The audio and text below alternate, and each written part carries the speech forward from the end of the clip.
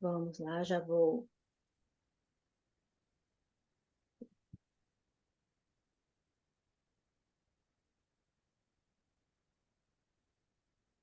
Estão vendo?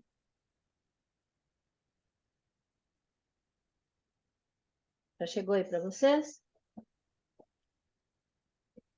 Já. Então, ótimo. Obrigada. Então, vamos lá. Bem, hoje eu vou continuar o estudo da Karina, que é sobre o self, né? E hoje o tema é mecanismos de fuga do ego. Eu achei interessante, mesmo que a gente já saiba, já tenha conhecimento do que é o ego, de o que é o self, mas eu achei muito interessante a gente começar por essas três palavrinhas: ego, self e fuga, tá? Bem, o que é o ego? O ego é o nosso eu menor. Como que a gente chama isso de... Como que é que a gente refere-se a eu menor? É a nossa consciência, né? É aquela parte que se desenvolve a partir da nossa interação com a realidade que nos rodeia. Então, cada um desenvolve o seu ego. E, diante da importância, da grandeza do self, que é o nosso eu profundo, que é a nossa parte essencial, que é o nosso eu expandido, né, que é o nosso eu puro, o divino que trazemos dentro de nós, a gente pode afirmar, né, eu arrisco afirmar, que o ego é o que a gente traz na vivência em que a gente está, na vida que a gente está. Então, o ego, ele é passageiro. O ego, ele é efêmero. O ego, ele surge em cada uma das nossas encarnações. E o self é a nossa essência. O self é o que nós temos do eu mais profundo. É tudo que nós trazemos de vidas passadas, todas as nossas aprendizagens, tudo aquilo que a gente vivenciou de outras vidas, sejam coisas boas, sejam coisas não tão boas, né? Mas tudo faz parte do que a gente é, tudo está registrado no nosso eu profundo. E esse self, ele tem como objetivo integrar, ajustar os opostos que existem em nós. Integrar o bem com o mal, né? Integrar, fazer com que a nossa essência, né, nós caminhamos para o bem. Esse aqui é o bem, né? O mal está aqui do outro lado. Mas o que acontece com a gente? Nós insistimos em olhar somente para o bem, porque é o bem, o belo, o bom e o justo. Então, nós caminhamos para isso. A nossa essência é a do bem, é de respeitar o próximo, respeitar a gente mesma, amar a Deus sobre todas as coisas. E o mal, a gente tem uma tendência a rejeitá-lo, a negá-lo. E o self vem e coloca para a gente assim, olha, você tem que trabalhar de modo que esse mal que existe em todos nós se transforme no bem, integre o bem, o mal com o bem. Então, nós trabalhamos o self, é a nossa integração do bem com o mal, transformando o mal como uma aprendizagem, como um aprendizado de reconhecer que naquela estrutura, naquele mal que nos parece naquele momento, que a gente perceba as mensagens boas que esse mal nos traz. Porque nós estamos aqui para transformar isso. E nós vamos burilando o nosso íntimo, nós vamos burilando essa consciência que eu tenho hoje da Jaqueline, né? Que eu tenho hoje aquilo que a minha consciência permite com que eu perceba as coisas que estão ao meu redor, né? E que coisas que estão lá no meu self estão guardadas. Então, quando a gente fala em ego, tem-se a ideia só de egoísmo. O ego, ele é de grande importância para todos nós. Então, eu fui pesquisando, né, pegando imagens para incrementar alguma coisa, e observei que há uma tendência a, meio que, entre aspas, né, de criticar e de negar o ego, por causa simplesmente do egoísmo. Mas o que eu percebi, a análise que eu fiz ao longo da leitura desse texto, desse capítulo, que o ego, ele é a cara que aparece antes que detalhes ou histórias do nosso íntimo, lá no nosso eu profundo, ela vai surgindo. O ego, ele serve meio que de barreira, é como se fosse algo esponjoso ou poroso, melhor dizendo, é um poro, né? É uma coisa com pequenas fissuras, com pequenas aberturas, e que através dele o nosso eu profundo vai tendo a capacidade de sair. Então, se a gente não tivesse o ego, se a gente não tivesse algo para nos ajudar, esse self viria com tudo. E a gente teria condições de encarar tudo que nós carregamos dentro do nosso eu profundo. Todas as nossas histórias, tudo aquilo que nós vivenciamos em várias vidas passadas, porque o self, ele não tem fim. O self, ele se desenvolve por toda a vida do indivíduo. E aqui não fala a vida corpórea, a vida do indivíduo. Então, é a nossa essência. Então, o ego tem uma importância muito grande na nossa vida.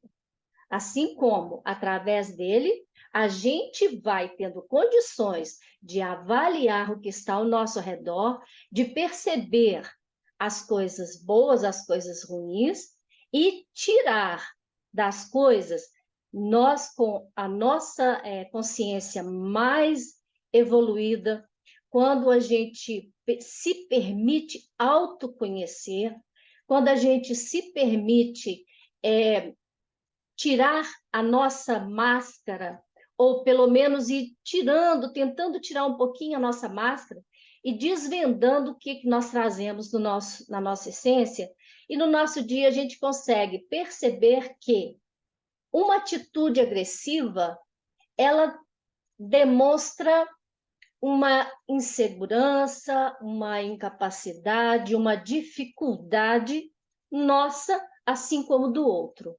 Se a gente quer que o outro nos aceite com as nossas limitações, com as nossas grosserias, com a nossa falta de paciência, com a nossa arrogância, a gente também tem que tentar entender o do outro, que o outro também tem os seus momentos, né? Então, é transformar, é ver no outro aquilo que eu não gosto, aí eu coloco debaixo do braço e falo assim, isso é meu. Então, eu vou trabalhar comigo isso aí. E é o ego que permite isso. É o ego que vai nos dar essa oportunidade de aprendizagem. Por que o ego foge? Né? Segundo Freud,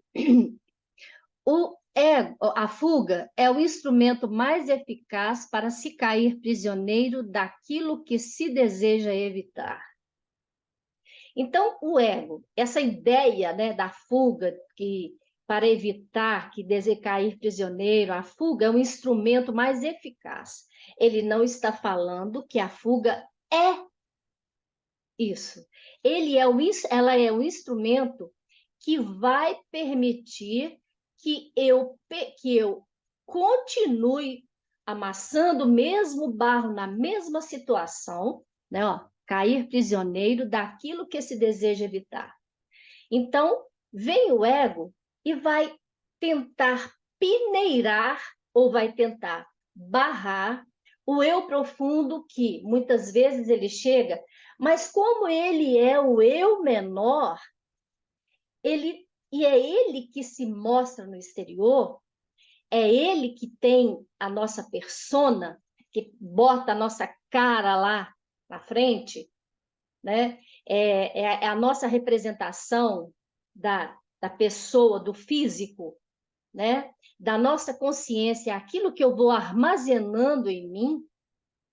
Então, esse ego, ele tenta também, de uma certa forma, não, ele tenta mesmo, ele tenta barrar que o eu profundo se manifeste. Então, tem o seu lado positivo e tem o seu lado negativo também, né? E o que é o self?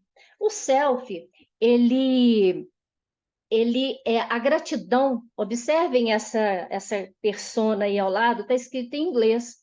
Mas olha, é gratidão, é amor, é desejar que o outro seja feliz como a gente também, desejar a felicidade do outro, é a aceitação, né, a satisfação, o autoconhecimento, é a nossa responsabilização e a nossa responsabilidade, é a abundância que nós trazemos no nosso self, tudo que nós armazenamos ao longo das nossas vidas. Por que que só o ego se ofende?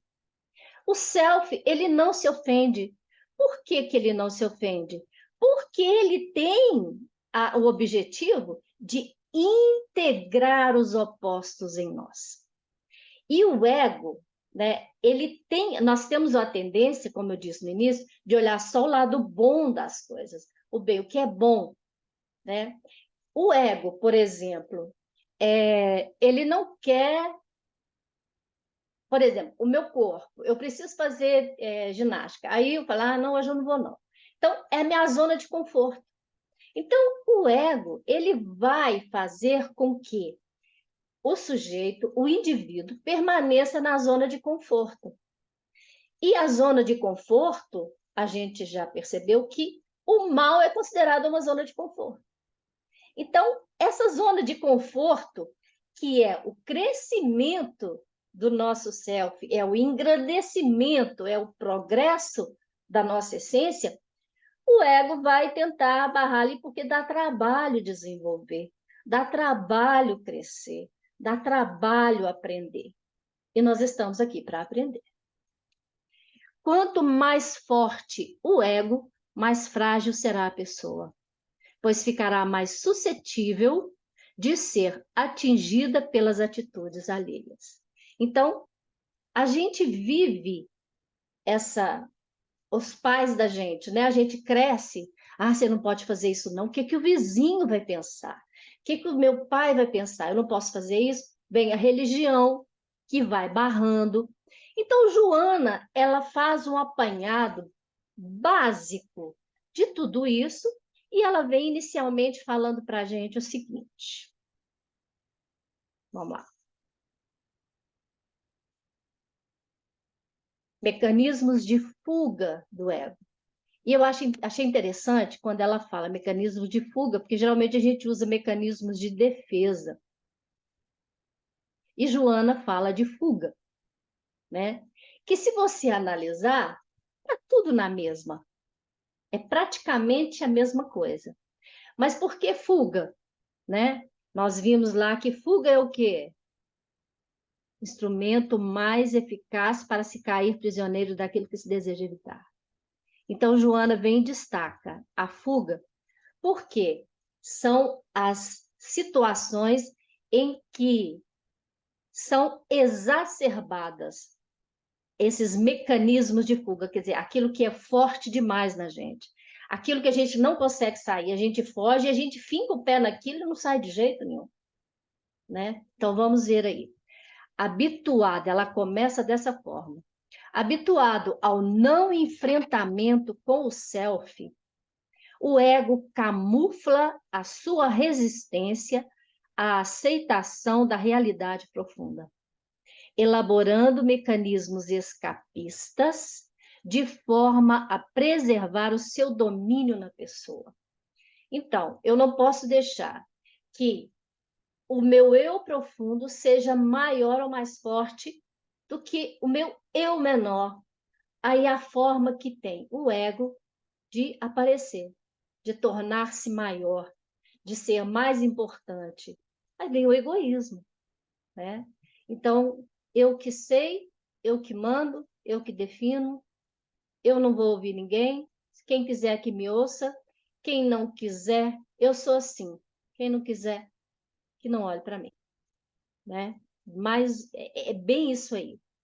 Desse modo, podemos enumerar alguns dos instrumentos do ego para ocultar-lhe a realidade, facultando-lhe a fuga do enfrentamento com o eu profundo, tais como compensação, deslocamento, projeção, introjeção e racionalização.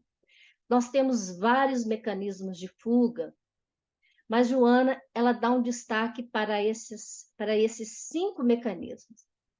Se você for pensar, compensação, é bem a palavra mesmo, compensar, botar na balança. Deslocamento é você sair de uma situação e ir para outra.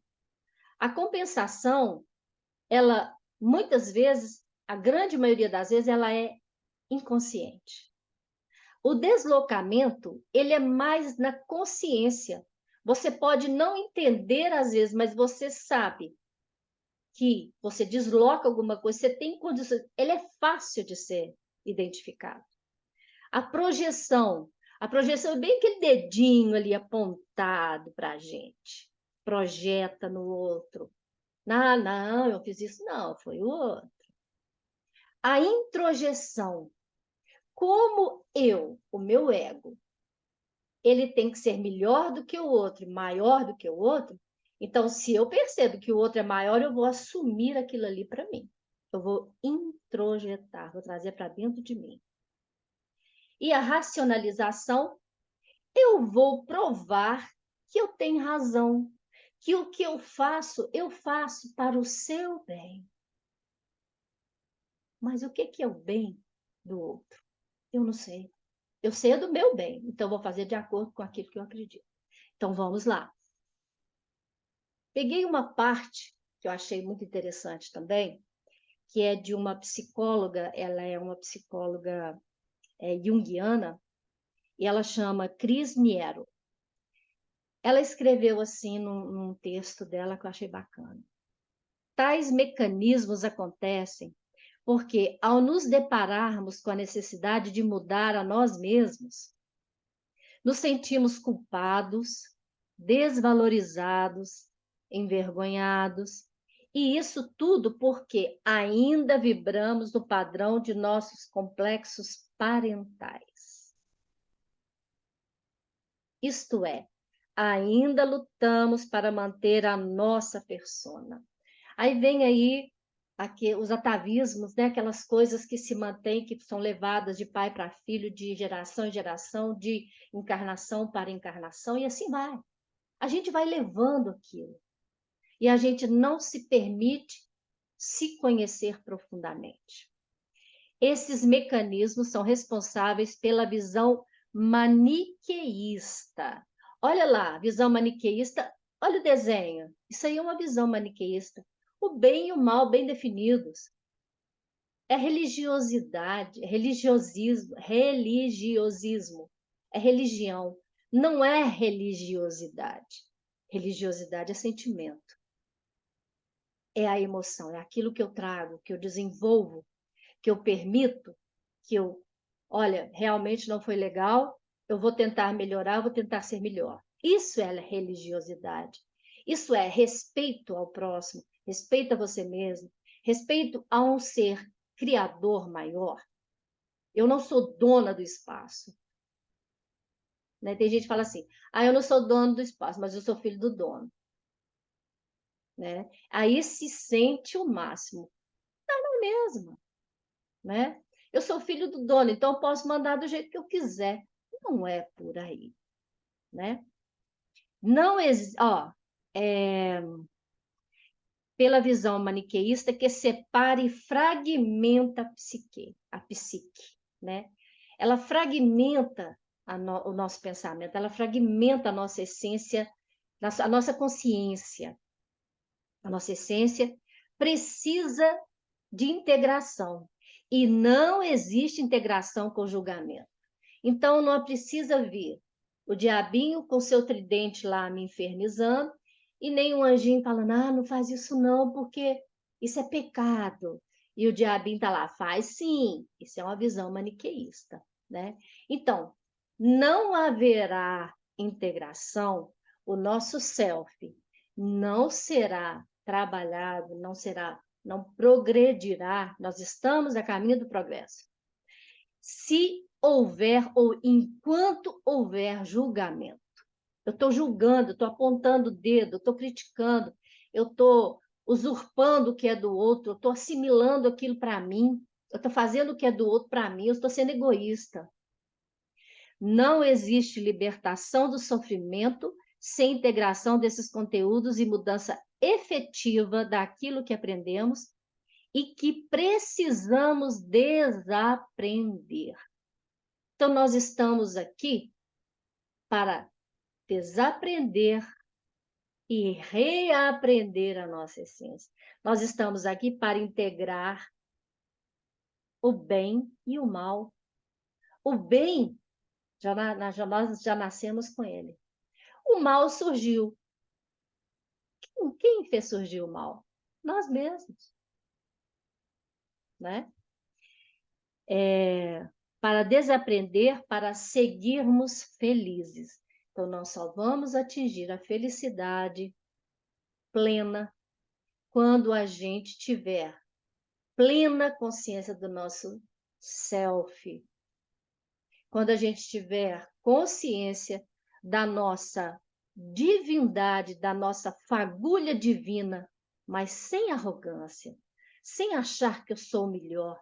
A partir do momento em que eu souber lidar com isso, eu acabei de ler o livro Francisco de Assis, de João Nunes Maia, do Espírito Miramês. É uma coisa assim, é uma lição de humildade absurda. Absurda que eu digo é fantástica. Se a gente conseguisse o dedão do pé do Francisco de Assis, o pedaço da unha dele, de ser como ele, meu Deus, como é difícil e como sofreu. Então, estamos aí para passar por essas experiências. Nós vamos começar aí com o primeiro mecanismo, que é a compensação. Olha aí, a balança, o equilíbrio, né? Joana começa falando de Adolf Adler, que Adolf Adler foi um médico vienense, ele era companheiro, né, era junto com o Freud e o Jung, eles formavam, chamado aqui, os três grandes. E eles trabalhavam o quê? Ele é o criador da psicanálise individual.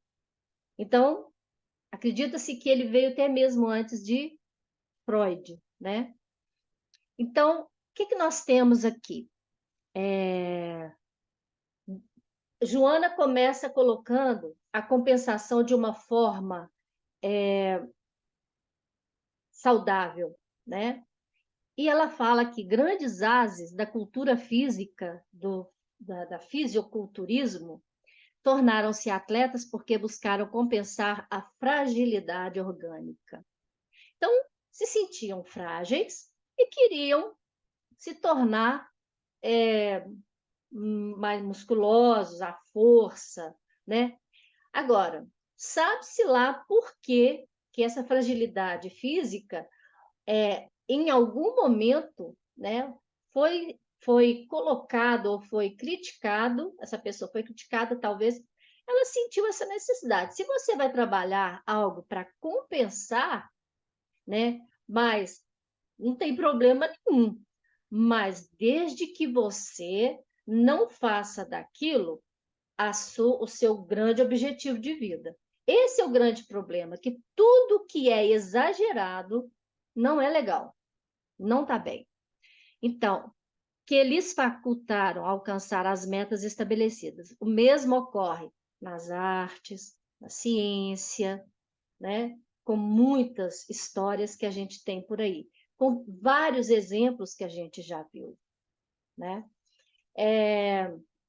O próprio Francisco de Assis, ele era um ser franzino, fraco, mas o cara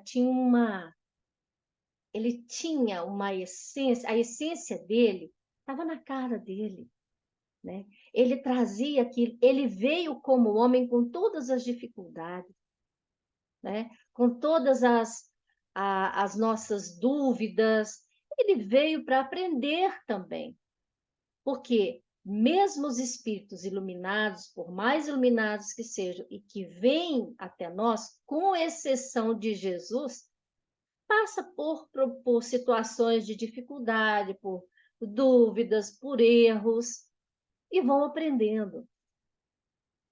Essa compensação se enraiza nos fulcros de algum conflito. Aí Joana vem. Então, alguma dificuldade, por exemplo, uma criança na escola que não fala de jeito nenhum, que tem dificuldade de falar, e o que ela fala, ela é criticada, a forma de falar dela, ela é criticada daquele jeito. Então, essa pessoa, ela vai fazer com que, à medida que ela for crescendo, ela vai tentar se destacar em alguma outra situação. Se ela se destaca e ela reconhece isso como um grande, um potencial positivo para ela, ótimo, ela está reforçando, né? Mas se ela, vou explicar isso mais um pouquinho à frente, mas se ela faz disso e se ela engole aquilo e ela faz as coisas para poder vingar, vou provar que eu não sou isso, vou calar a boca de todo mundo. Todos nós vivemos situações assim, já vivemos no passado, vivemos e viveremos, que nós estamos em construção, né? Nos leva a exagerar determinada tendência como fenômeno inconsciente que nos demonstra o contrário. Então, Joana vem falar, olha, tudo bem na compensação, o que você não pode fazer é fazer dela o seu único meio de vida, fazer aquilo de forma ruim, negativa, de forma degradante, de forma egoísta, de forma arrogante. Ela fala, excesso, né? A exorbitância, aquilo que você traz em você reprimido e você bota para fora, mas de forma agressiva, isso aí não é legal, né? Então, ela coloca alguns exemplos. Devotamento versus o medo de sustentá-lo. Quantas pessoas estão aí encerando banco de igreja, batendo no peito a fé e contando aos milhões de ventos por aí? Eu sou um temente a Deus. Eu sou a minha fé é inabalável, a minha fé é isso. E vive falando isso, falando. Por quê? Ela quer provar para ela mesma que a fé dela, que ela realmente tem fé. Porque ela não tem total consciência daquilo. Então, ela tem medo de sustentar aquilo. Então, ela tem que provar a todo momento para todo mundo para ver se consegue se convencer daquela fé. E isso se torna uma doença para determinadas pessoas. Tem umas pessoas que você vai conversar, que se torna insuportável conversar com elas, porque tudo delas é isso, gira em torno disso, é cansativo às vezes. Não tem um momento de leveza. É tudo muito pesado, tudo muito forte. Fanatismo versus insegurança interior. Deixa eu tirar aqui, gente, porque está no ruminho aqui das minhas coisas. No que pensa, fanatismo versus insegurança interior. Inconsciente, olha aí, o fanatismo inconsciente, no que pensa acreditar. Exagero, um superdesenvolvimento compensador, quando inconsciente estabelece conflito por acreditar em algo que não convence. Então, é lá no devotamento e o medo de sustentá-lo, e torna-se fanático. Porque a sua insegurança é interior, mas ela tem que mostrar algo que ela mesma não consegue. Então, ela tem que compensar. Eu não consigo, né? Eu não consigo, então eu tenho que compensar isso aí. Excesso de pudor e exigência de pureza. A gente cai sempre quase que na mesma coisa. Quantas novelas, né? A gente vem, nas novelas mais antigas, eu me lembro que como é que é? As Irmãs Cajazeiras, vocês se lembram das Irmãs Cajazeiras? Aí do Odorico Paraguaçu, lembram não? A novela do Odorico Paraguaçu, não lembro não, tá, viu? As Irmãs Cajazeiras estavam sempre de braço dado, indo para a igreja. Mas aquilo, né? Elas viam um moço bonito, elas faziam até assim, né? Então é aquele sentimento, né? Aquela coisa, aquele desejo sexual exagerado, e ele é reprimido. Aí vem, eu não posso porque é pecado, mas tá lá que tá queimando por dentro, né? Então, isso aí é uma compensação também. Então, as atitudes exageradas em qualquer área camuflam desejos inconscientes opostos. Está aí a inconsciência. Nessa compensação psicológica, o ego exacerbado. Então, a pessoa que tem um ego muito fortalecido está sempre correta e sem piedade. Olha só, domina o ser fragilizado.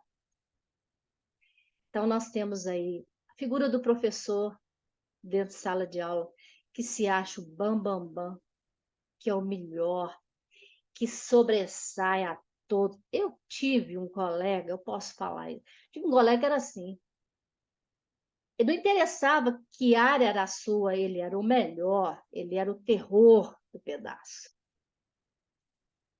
Então, essa compensação, por quê? Né?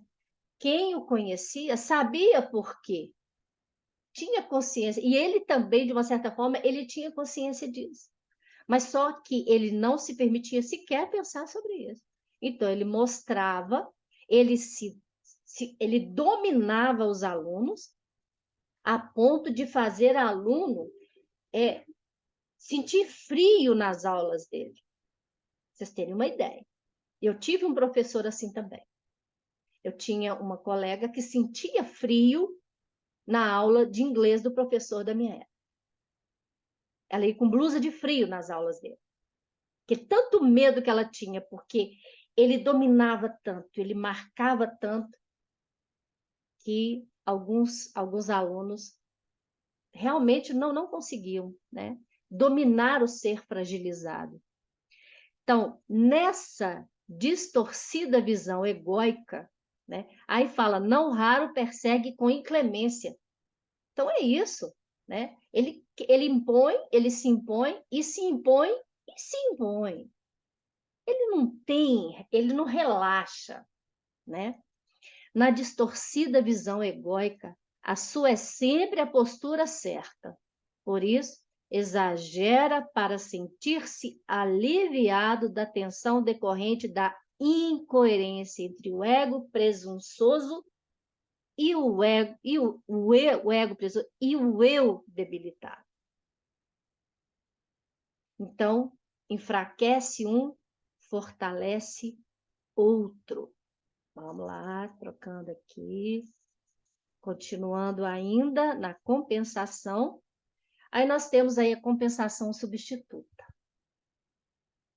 Compensação substituta, uma deficiência orgânica, quer dizer, uma dificuldade. A compensação substituta, ela Joana vê como o ego, é uma planificação do ego, né? Ele se planifica, né? Graças a essa compensação substituta, o ego se planifica, embora tentando ignorar o desequilíbrio que fica sob a compressão reprimida. Mas o que é essa compensação substituta? Uma pessoa com qualquer deficiência, né? Nós temos aí, grande exemplo, as Olimpíadas, as Paralimpíadas, né? A deficiência física de muitos, a deficiência mental de muitos, eles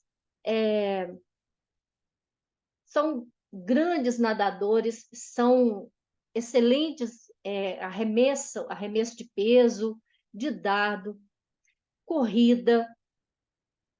Então, nós temos a compensação substituta, que também transfere para o campo emocional e o conflito de ordem psicológica cede lugar ao desenvolvimento de outra faculdade ou expressão que se pode destacar. Então, vai falar que isso é ruim?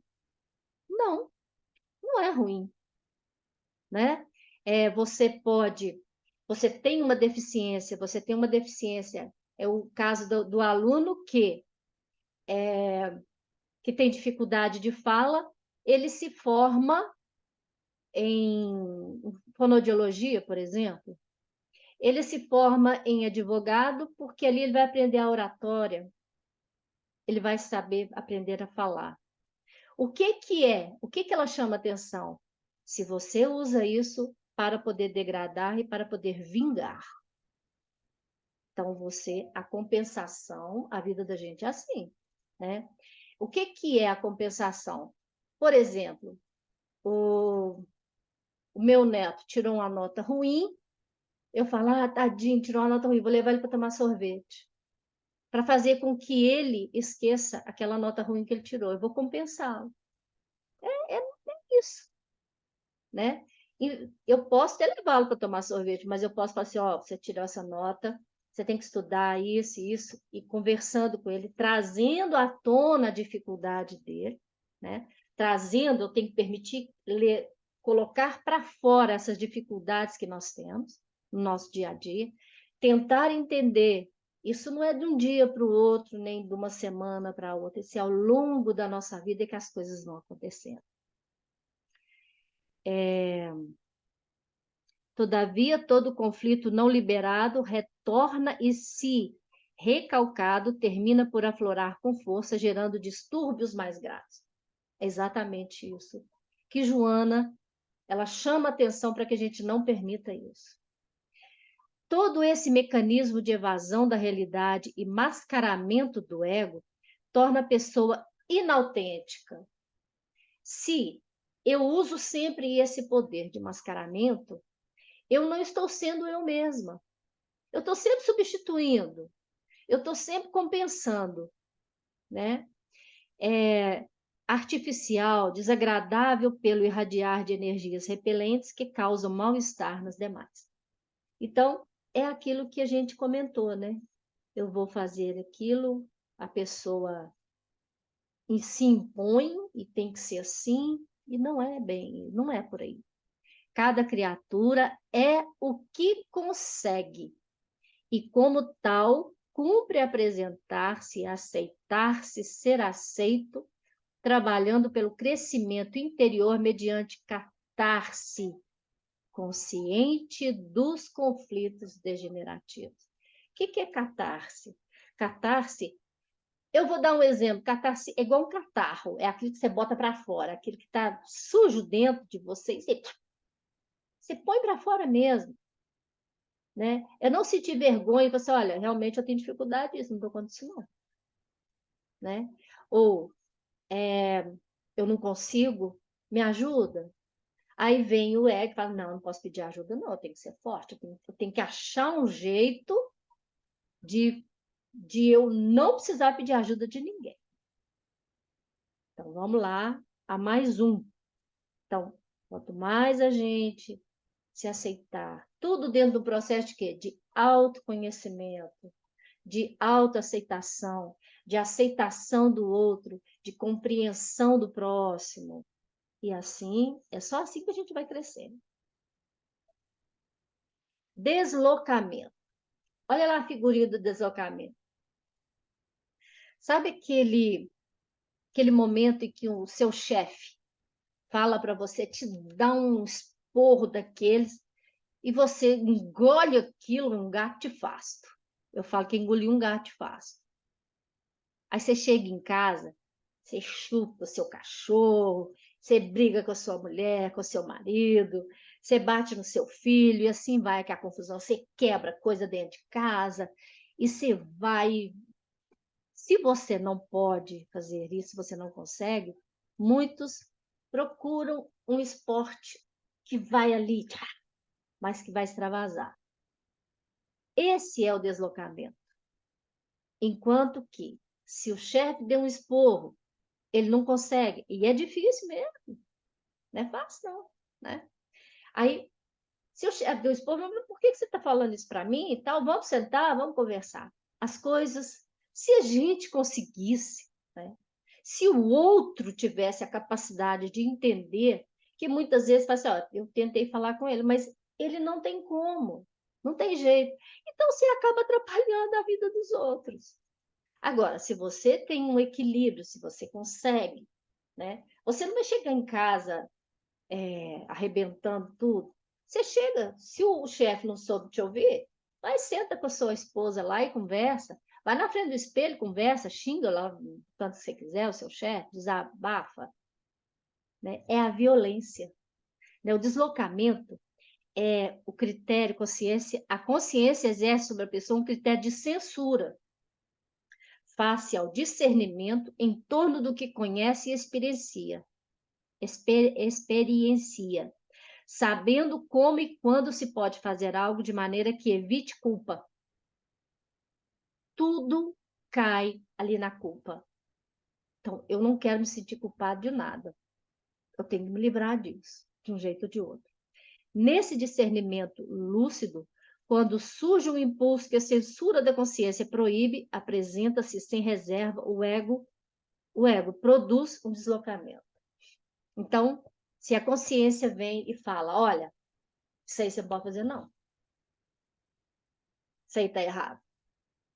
Aí vem o Freud e fala, e cria isso aqui, dá um nome para isso, que é o superego. Aí o Freud vem e fala, o superego é o paizão, né? Eu costumo brincar que é o paizão, é aquele que, ó, você não pode fazer isso, você não vai fazer aquilo. Então, é aquela criança birrenta, é aquele momento. Esse deslocamento é a criança birrenta. É quando a gente não sabe falar e a gente faz, isso, a criança birrenta vai lá, sapateia e chuta um, chuta a canela de um, chuta a canela de outro. Então, nós vivemos isso constantemente.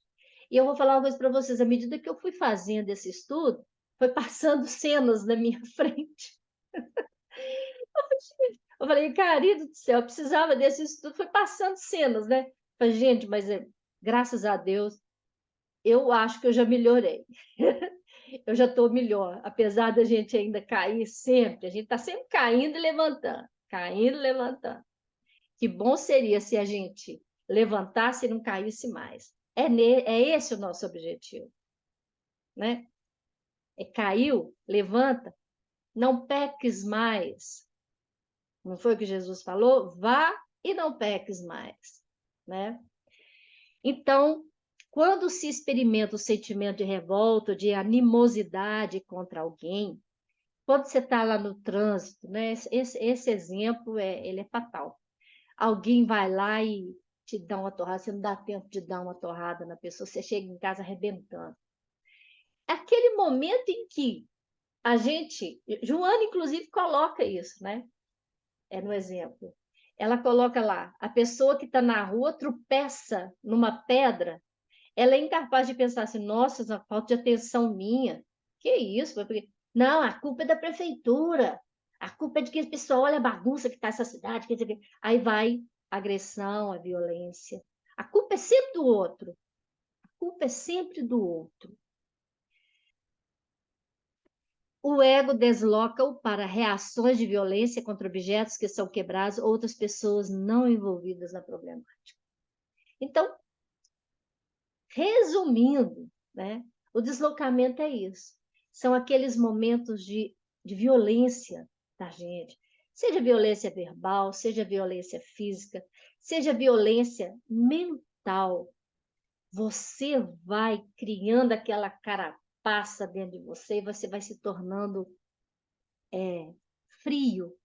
Você não consegue estender a mão para o outro, porque você vai deslocando, você vai julgando aquilo, o seu lixo, você vai guardando aquilo tudo, em vez de colocar para fora o seu lixo, diminuir o seu peso, né? Porque o ideal seria se cada nossa encarnação, a cada momento que a gente, não vou nem falar de reencarnação, a cada momento, a cada pessoa, a cada momento difícil que você viver, se você enfrentar, às vezes é difícil, porque vivemos em sociedade. E a sociedade é a pedra do bem e do mal, onde a gente aprende isso. Então, observe que nenhuma desses mecanismos de fuga, você está com você mesmo, o aprendizado é seu. Mas as pessoas que estão ao seu redor sofrem. E elas também vivem isso. Então, imagina, olha a zona que a coisa fica, né? A bagunça que o negócio fica. A hostilidade da pessoa leva a reagir sempre através de motivos reais ou imaginários. Um olhar, uma palavra mal posta, uma expressão destituída, assim, o que você está olhando para mim desse jeito? Não. Às vezes a pessoa não está nem vendo a gente. Às vezes a pessoa para e fica olhando, ela está pensando outra coisa, ela não está olhando para você, ela está pensando. Mas o que você está olhando para você? Não, não estou olhando para você, não. Aí aquilo ali já virou uma bagunça, já virou uma guerra. Uma expressão destituída de mais profundo significado são suficientes para provocar um deslocamento, uma atitude agressiva. O deslocamento é uma atitude agressiva. Ao reprimi-los, adota-se um comportamento agradável. Aí vem aquilo que você vai, né, engolindo, seu lixo. Aí você mostra, não, tá tudo bem por dentro de mim. Nossa, estou suportando. Mas ali o sorriso, não, certinho, agradável para o ego. Então, se alimenta o seu ego, porque você engole o gato fácil e ri. É de fácil identificação. O ego procura uma vivência de qualquer acontecimento sem sentido para ocultar um grave problema que não deseja enfrentar. Essa reação pode decorrer também de um ambiente hostil no lar. Nossa, isso é tão comum, né? Onde a pessoa se acostumou a deslocar os sentimentos que cultivou. Então, um pai que às vezes é agressivo, né? Que não sabe conversar com o filho vai engolindo aquilo e vai demonstrando, não, tá tudo bem. Um dia lá ele se rebela, aí a rebeldia, né? Aí ele vai se agredir. Aí ele vai procurar ambientes, né, em que ele é aceito. Então, esse ambiente de várias formas. Vai encontrar coisas boas, coisas ruins, e geralmente, se você tem essa agressividade dentro de você, tá lá latejando e você não consegue pôr para fora, você vai procurar formas agressivas de relacionar, né, de pessoas assim. Essa reação, no caso drogas, né, uso de drogas, gangues, e assim vai. Essa reação pode decorrer também, desculpa, somente uma atitude de autorreflexão consegue despertar o indivíduo para a aceitação consciente do seu self, sem dispar-se do ego. Então, se o self é a interação, ele quer a nossa interação do bem e do mal, que a gente saiba lidar, ver nas atitudes ditas ruins, mas coisas boas que a gente aprender, então que a gente aprenda, mas que você não exagere no mal, mas que você transforme, integre o mal com o bem, ao bem, né? Projeção, olha os dedinhos apontados aí.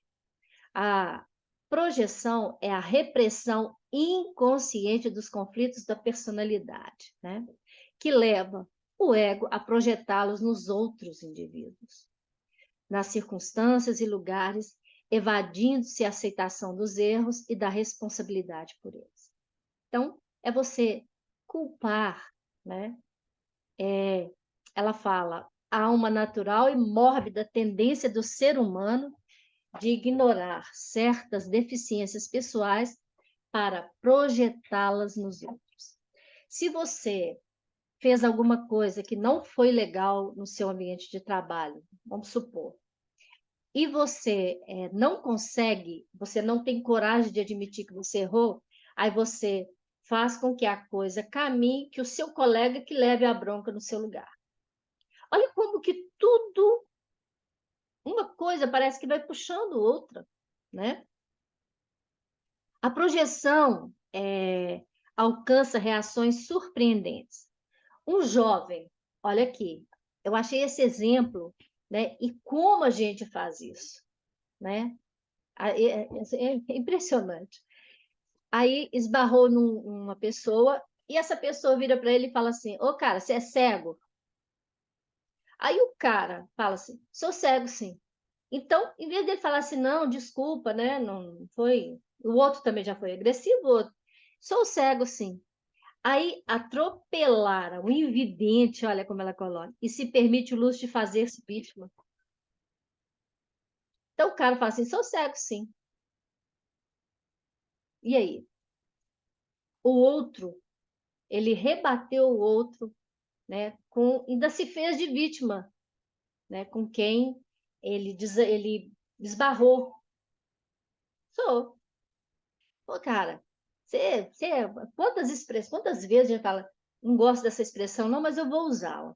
Nossa Senhora, mas que coisa idiota, que burrice essa sua, não é possível. Você não é burro, você é burro, sou burro, sim. Não consigo, não, sou burro mesmo.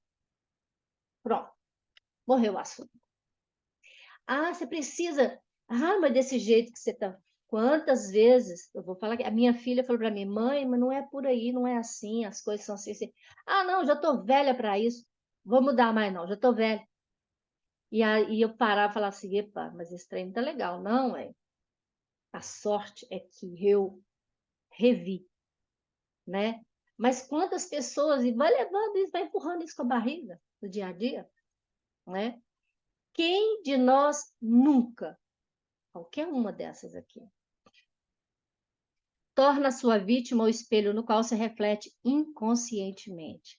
Há uma necessidade de combater nos outros o que é desagradável em si. É aquele, o outro lá, não gostei do que o outro fez, nossa, isso é o que está julgando. Você pega aquilo lá que é seu, faz um laço, bota debaixo do braço e leva e resolve lá.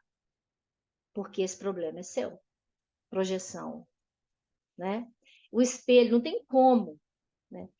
Geralmente, o que a gente não gosta, meu santo não bate com aquela pessoa. Por que será? É com aquela pessoa mesmo? Ou que ela representa, o que ela te faz ver a sua deficiência e você projeta no outro e você tenta camuflar aquilo? Pessoas que se dizem perturbadas, perseguidas por outras, revelando caráter e comportamento paranoico, assim projetando a animosidade que mantém por si próprias nos outros indivíduos, sob a alegação de que não os estimam e tentam interditar-lhe o passo, o avanço. A pessoa não gosta de mim, não. A pessoa não gosta de mim, não, porque eu fiz isso, ou porque eu sou assim, é, ela me persegue, ela não gosta de mim. O que será que está acontecendo com? Mas isso é doentio. Isso é o aspecto exacerbado que Joana fala. A projeção é facilmente identificável e pode ser combatida mediante honesta aceitação de si mesmo, de como se é, trabalhando-se para tornar-se melhor. Então, vamos lá. Continuando. A introjeção. A introjeção é aquele. O ego não é um eu menor? Então, se eu percebo que o meu eu é menor do que o outro lá está destacando, eu vou pegar, nossa, aquele cara ali, ele é forte, eu vou fazer aquilo que ele está fazendo, eu vou buscar aquilo para mim. Eu vou tornar aquela característica que eu vejo no outro, que fortalece meu ego, que me torna forte, bonitão, bonitona, eu vou trazer isso para mim. Outro mecanismo de disfarce do ego é a introjeção, que se caracteriza como a conscientização de que as qualidades das pessoas lhe pertencem. Então, tem pessoas que agem conforme os heróis. O que são os heróis, né? Nós temos aí. Nós vamos assumir. Na minha cidade, tem uma menina que ela projetava e ela introjetava tudo aquilo. Ela era apaixonada pelo Senna, Ayrton Senna. Depois que o Senna morreu, ela substituiu o ídolo dela. Passou a ser a Sandy. Tanto é que ela é conhecida na cidade como Sandy. E ela se veste como a Sandy, ela age, ela tenta fazer tudo que a Sandy, até o tom de voz ela tenta fazer isso. E ela conhecida, ela se veste, ela já falou para mim, as minhas roupas são iguais às da Sandy, né? Então, ela traz aquilo que ela não consegue, então ela projeta e introjeta toda aquela vivência. A pessoa introjeta-se na vida dos heróis aos quais ama e com quem se identifica, aceitando ser parecida com eles. Um exemplo mórbido disso, né, que foi fatal, é do cara que fez o papel do Coringa. Eu esqueci o nome dele, esqueci agora o nome dele. Dizem os atores que contracenaram com ele, eles falaram que no momento, aquele momento em que o Coringa conversa com várias pessoas, que o cara, ele não era o personagem, ele não era o ator, ele era o Coringa. Eles tiveram medo dele. Que ele realmente, e depois que acaba o filme, né? Que termina a apresentação dele do filme, esse cara chegou ao suicídio, porque ele perdeu a identidade dele. Ai, a Nilce que está entrando aí. Assume-lhes a forma, os hábitos, os traquejos, os trejeitos, o modo de falar e de comportar-se. Então, introjeta, né? Essa história desse cara que fez o papel do Coringa, ele chegou ao suicídio, né? Porque ele perdeu a sua referência. Ele não sabia nem quem era ele mais, porque ele introjetou e ele projetou tanto no outro que ele se mata, né? Ele não suportou a dor de ser ele mesmo, então ele não deu conta. Essa morbidez deve ser liberada e o indivíduo tem a necessidade de que lhe cumpre atender, de assumir a realidade interior, identificando-se numa harmoniosa combinação entre o self e o ego, mantendo o equilíbrio emocional através do exercício de autodescobrimento, eliminando as ilusões, os romances imaginários, pois que tais mecanismos de fuga, não obstante o momentâneo prazer que dispensam, terminam por alienar o ser. Então, nós estamos a caminho de conjugar o nosso ego com o nosso self. O ego ele permite que muitas coisas do nosso self apareçam e outras coisas que a gente não suporta, ele vem como uma ajuda. Mas o que a gente não pode deixar é que, ou permitir, o que a gente tenha a sensibilidade ou a maturidade, a inteligência de perceber, o momento em que o ego quer ser maior do que a nossa essência. Né? Esse exagero é que não deve acontecer. E a gente tem que trabalhar para isso. E Joana, em todos, ela fala exatamente isso. Mantenha-se firme, né? O ego existe, nós precisamos dele, porque nós estamos aqui, a nossa cara, né? É o que a gente mostra, é o externo. Mas o que a gente não pode deixar é que a nossa essência perca para esse, que é o nosso eu profundo, perca para esse eu menor. Não é conciliar? O self não é interação do bem e do mal? Então nós temos que trabalhar para isso. A racionalização é um mecanismo de fuga de maior gravidade do ego. E a gente vê demais essa questão de racionalização, principalmente em filmes, né? Por quê? Busca justificar o erro mediante aparentes motivos justos que degeneram o senso crítico e de integridade moral. Diria, as cadeias, né, estão cheias de pessoas que, eu matei pelo bem dela, para preservar ela. Eu matei aquela pessoa porque estava acabando com ele, você precisa de ver que horror que fazia com ele. Ele era um coitado, eu fiquei livre. Eu livrei ele do mal, eu livrei ele dele mesmo. E a pessoa acredita que isso é um favor, isso é racionalização. O pai que bate no filho e fala assim, eu estou te batendo para você aprender a se defender, porque você tem que reagir. Eu estou certo, eu estou te batendo para você aprender. Quantas e quantas vezes? A gente mesmo já fez isso, né? Inúmeras vezes. Não com tamanha gravidade, mas a gente já fez isso. Assumindo posturas equivocadas e perniciosas. Sempre há uma razão para acreditar-se favoravelmente os atos, mesmo os mais irrefletidos e graves. Por exemplo, vou dar um exemplo. A pessoa conhece alguma que tem lá o seu desejo sexual reprimido, ou exemplos, pessoas que acham que gay é uma doença, vai lá e mata o gay. Por quê? Não, ele é doente. Ele não tá, ele não é um exemplo bom, não. Então, matei para livrar, para salvar até você mesmo, porque ele era um perigo para você.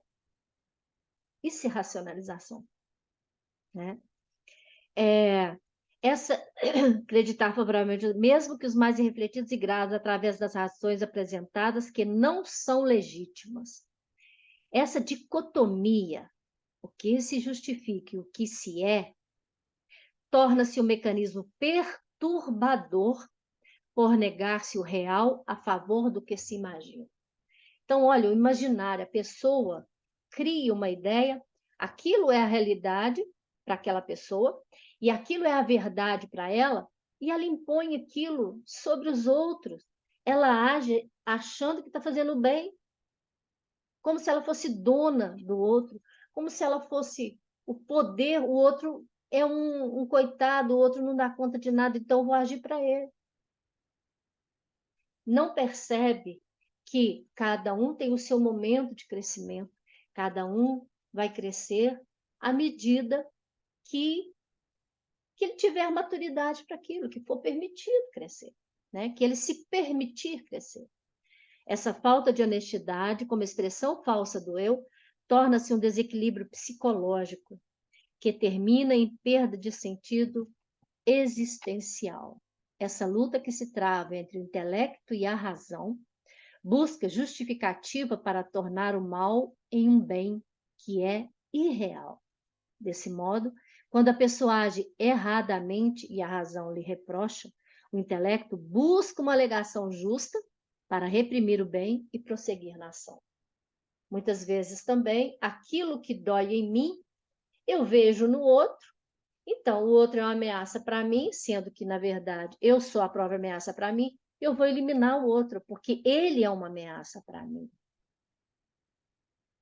Né?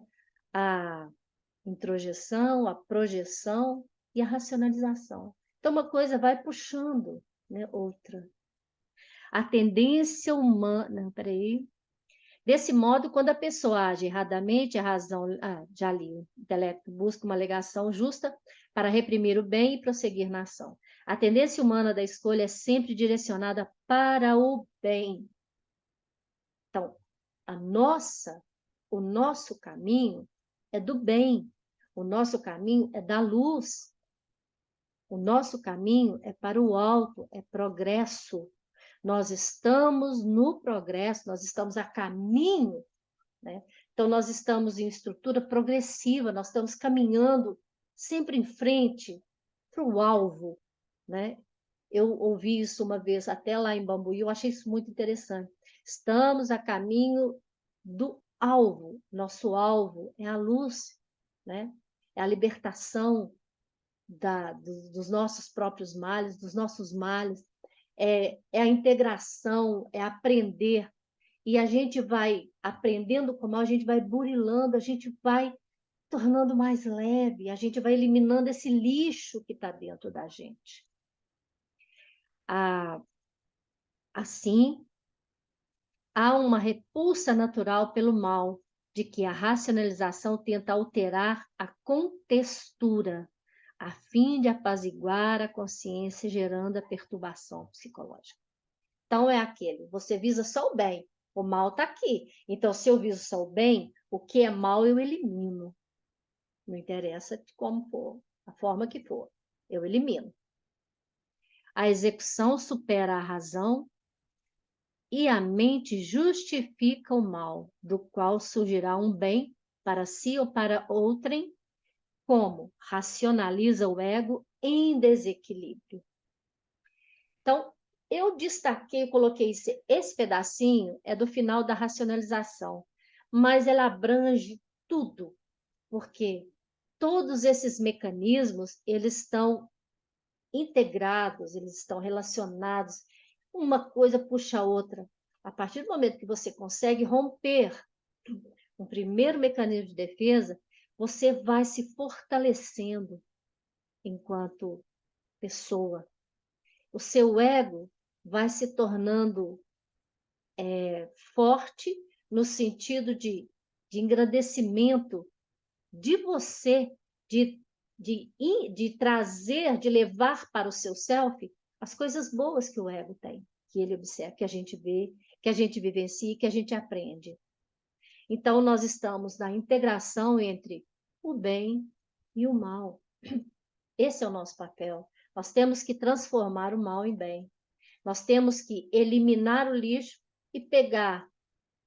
Toda a história tem dois lados.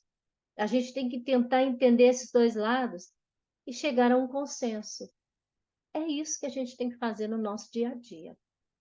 Somente uma vontade severa e nobre, exercendo sua força sobre os mecanismos de evasão para preservar o equilíbrio entre a razão e o intelecto, com a emoção do bem e do justo, propondo o ajustamento psicológico do ser. Fora disso, tais mecanismos de camuflagem da realidade conduzem à alienação e ao sofrimento. Então, é continuar você fortalecendo esse ego, permitindo que esses mecanismos de defesa se tornem exagerados na gente, a gente vai, nós estamos caminhando para mais sofrimento. E vai chegar um momento em que a gente vai ser barrado. Nós vamos ser barrados de uma forma ou de outra, né? E nós vemos aí a reencarnação, né? A pessoa ela vai juntando tanto lixo no seu interior, né? Tanto sofrimento, tanta dor, que numa encarnação ela vai nascer com alguma deficiência que ela vai ter que parar. Ela vai ter que parar. pelo bem dela mesma. Então, tudo isso nos leva aos nossos ensinamentos, aos nossos aprendizados, ao nosso dia a dia. Então, vamos lá. Ainda da Cris Niero, ela fecha um trabalho dela e eu destaquei algumas palavras, né? Autoconhecimento com bom humor e leveza. Na jornada do autoconhecimento, o caminho é o principal e não a chegada. Por quê? O alvo nós já sabemos, nós estamos caminhando para aquilo lá. Mas como é que a gente está vivendo? O que que a gente está fazendo ao longo das nossas vivências, ou da nossa vivência, que a gente se lembra aqui hoje, aqui isso que nós estamos vendo, que está ao nosso redor, né? O que que a gente está fazendo para o engrandecimento da nossa essência? Quando nos damos esse tempo, aprendemos que não erramos, mas vamos ajustando, assim como um músico, as cordas do instrumento através do qual a música será tocada. Então é aquela, né? Eu danço conforme a música, né? E muitas vezes isso é muito mal interpretado. Então, eu vou gerar a minha música surgirá a partir da forma como eu tocar o meu instrumento. O meu instrumento é o quê? É o meu corpo, é a minha consciência, sabendo que eu tenho uma essência divina e que ela vai sempre me levar para o bem, porque ela é o bem. Então, eu tenho que caminhar fazendo com que o mal que nos rodeia, ele nos passa uma mensagem sempre, sempre. E a gente vai aprender com ele e vamos integrar com o bem. Toda música tem um tom e um ritmo, os quais devem ser respeitados. Somente o tempo e a análise nos permitirão tocar de olhos fechados. Aí vem aquela velha história que a Karina sempre, que geralmente ela conta, que é do monge que carregou o porco. Que porco?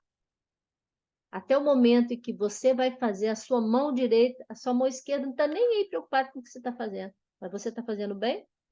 Fala assim, nossa, que bacana que você fez. Mas o que eu fiz? Não, mas isso é normal, isso é natural, né?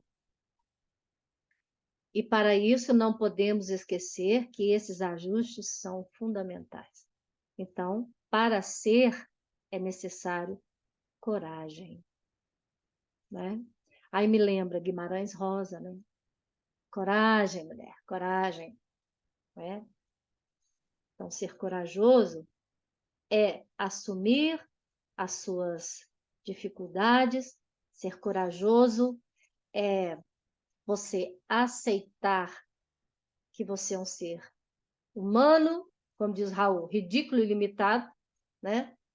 E que só usa sua cabeça animal e transformar isso numa cabeça pensante, num ser de luz, né? A caminho da luz, a caminho do alvo. Aí vem, eu achei isso bacanérrimo. O ego lhe diz: depois que tudo der certo, você sentirá a paz. A espiritualidade diz: encontre a paz e tudo dará certo. Então, nós estamos aí a caminho da nossa paz interior, da nosso momento, né? Da nossa tranquilidade, do nosso aprendizado. Então, é isso aí que eu queria passar para vocês.